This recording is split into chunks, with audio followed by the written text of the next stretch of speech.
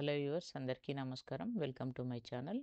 ఈరోజు మీరు చూడబోయే రెసిపీ సేమియాతో పులిహోర ఏ విధంగా చేయాలో నేను చేసి చూపిస్తాను పక్క కొలతలతో. దీనికంటే ముందుగా మీకు రెసిపీ నచ్చినట్లయితే ఒక లైక్ వేసి షేర్ చేయండి. అలాగే మీ కమెంట్స్ ద్వారా తెలియచేయండి. వీడియోని ఫుల్గా చూడండి. ఇప్పుడు స్టవ్ ఆన్ చేసుకొని ఒక గిన్నె పెట్టుకొని 2 గ్లాసుల వాటర్ వేసుకున్నాను. ఇందులో కొద్దిగా సాల్ట్ వేశాను. అలాగే కొద్దిగా ఆయిల్ కూడా వేశాను. ఎందుకంటే సేమియాకు కొద్దిగా సాల్ట్ పడుతుంది. అలాగే సేమియా అతుక్కోకుండా ఉండడానికి ఆయిల్ వేశాను. ఈ గ్లాస్తో 1 గ్లాసు సేమియా తీసుకున్నాను. వాటర్ తెల్లమరిగాక సేమియాను ఇందులో వేసుకోవాలి. వేసుకొని ఈ విధంగా కలుపుకోవాలి. ఒక 2 నుంచి 3 నిమిషాలు ఉడికేటట్లు చూసుకోవాలి.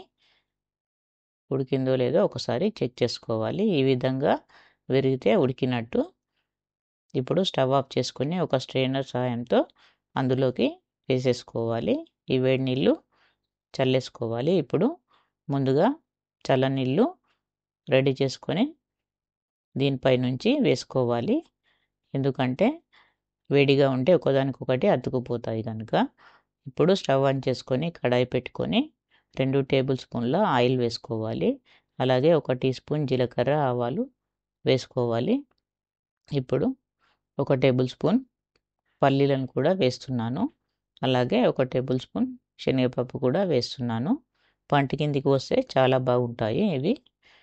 అలాగే 2 ఎండుమిర్చి వేస్తున్నాను. అలాగే 4 పచ్చిమిర్చి చీలికలు వేశాను. అలాగే చిన్న సైజు ఒక ఉల్లిపాయ వేశాను. ఇవి బాగా ఫ్రై అవనివ్వాలి. కలుపుతూ ఫ్రై చేసుకోవాలి. ప్లీజ్ సబ్స్క్రైబ్ చేసుకొని వీడియోను చూడండి. అలాగే 2 రెమ్మల కరివేపాకు వేసుకోవాలి. ఇది కూడా కలుపుతూ ఫ్రై చేసుకోవాలి. ఇప్పుడు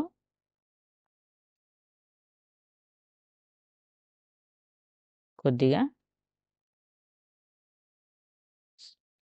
పసుపు వేస్తున్నాను, చిటికెడు.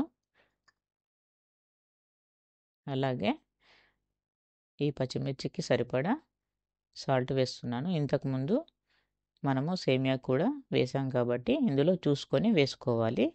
అడుగంటకుండా కలుపుతూ ఫ్రై చేసుకోవాలి. అలాగే 1/2 టీ స్పూన్ ఇంగువ కూడా వేసుకోవాలి. ఇంగువ వేయడం వల్ల మంచి ఫ్లేవర్ వస్తుంది పులిహోరకి. ఈ విధంగా కలుపుతూ ఫ్రై అయిన తర్వాత సేమియాని ఇందులో వేసుకోవాలి. ఇప్పుడు ఈ పోపు అనేది సేమియాకు బాగా పట్టే విధంగా ఒక 2 నిమిషాలు కలుపుతూ ఫ్రై చేసుకోవాలి. ఎంత పొడి పొడిగా వచ్చిందో మీరే చూడండి. ఈ మెజర్మెంట్స్తో ఒకసారి మీరు కూడా ట్రై చేసి మీకు ఏ విధంగా వచ్చిందో కామెంట్స్ ద్వారా తెలియచేయండి. అలాగే సబ్స్క్రైబ్ చేసుకొని వీడియో చూడండి. వీడియోని ఫుల్గా చూడండి. అప్పుడే అర్థమవుతుంది మీకు. ఈ విధంగా ఒక 2 నిమిషాలు అడుగంటకుండా నెమ్మదిగా ఫ్రై చేసుకొని స్టవ్ ఆఫ్ చేసుకోవాలి. స్టవ్ ఆఫ్ చేసుకున్న తర్వాతనే నిమ్మకాయను హాఫ్ నిమ్మకాయ తీసుకున్నాను ఇక్కడ. ఈ నిమ్మకాయ రసాన్ని ఇందులో పిండుకోవాలి. పిండుకొని ఒకసారి కలిపేసుకొని డిష్ అవుట్ చేసుకోవాలి. ఈ విధంగా నేను చెప్పిన కొలతలతో చేస్తే పక్కా పర్ఫెక్ట్గా వస్తుంది. మీరు కూడా చేసి మీకు ఏ విధంగా వచ్చిందో కామెంట్స్ ద్వారా తెలియచేయండి. మీరే చూడండి ఎంత పొడి పొడిగా వచ్చిందో. సేమియా పులిహోర రెడీ అయిపోయింది. ఒకసారి మీరు కూడా ట్రై చేసి కామెంట్స్ ద్వారా తెలియచేయండి. Thank you for watching. Please do subscribe.